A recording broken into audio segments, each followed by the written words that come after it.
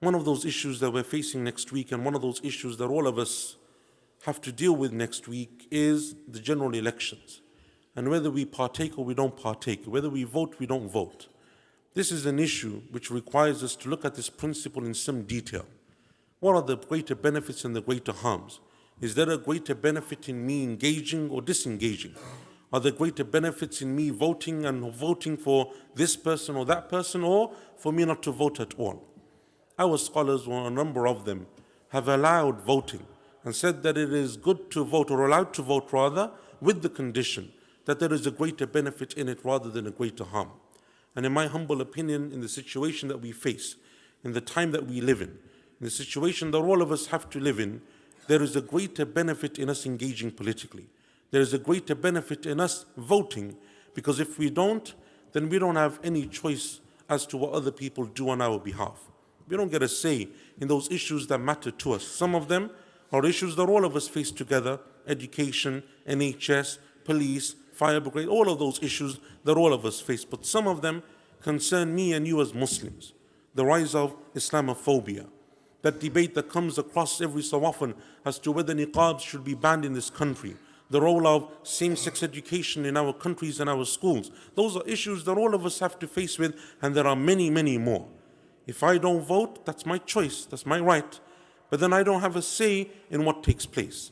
We have to look at the benefits and the harms. We live in a very polarized society, and if you study history and you study the way things have happened in other countries, you will find that one of the routes in which people who are to the extremes, the right extreme, who go to extremes in the way that they deal with minorities, the way that they persecute people like us as Muslims, is through the political route. You only have to study the way that Hitler came to power in Germany, the rise of the Nazi Party. They didn't overtake that country through force. They were elected democratically through elections, because most people didn't think that it would be a problem. Most people didn't see far ahead to see the issue of the rise of those types of people. We have similar types of people in our country who would do us harm and our religion harm and the way that we live harm, and they will use that route of democracy and elections. So we have a choice to make. It's not my place in this khutbah to tell you to vote or not to vote, but I want to tell you that it is your responsibility to know what is going on in your community, to know what's going on in your country, to be politically aware. It's not my place in this khutbah to tell you who to vote for, but in my humble opinion, there is a greater benefit in you voting and in you being active and knowing what it is that those decisions, the impacts that they have upon us and our families. It is an issue of maslahah and mafsada.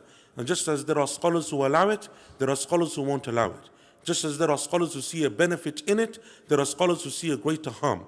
And that is part of the amana ilmiya, to be truthful in giving you both sides of that coin. There are scholars who say it is haram to vote. You shouldn't vote. But there are other scholars who say it is allowed based upon this principle of the Sharia. And this principle is a principle that the scholars have ijma', they have consensus over. We, on many issues, we don't have a clear-cut verse of the Quran that tells us the answer. But what we have is principles. Those principles, when you extract them, you apply them, you see what you should do, and you base that on a decision that you think that is pleasing to Allah subhanahu wa ta'ala and that is better for you, your family and your community. We ask Allah Azza wa Jal by His most beautiful names and His most lofty attributes that He guides us to what is correct, and that Allah Azza wa Jal to guides us what is most pleasing to Him, that Allah subhanahu wa ta'ala blesses us, our families and our communities, that Allah Azza wa Jal showers His mercy and forgiveness upon us, and that Allah Azza wa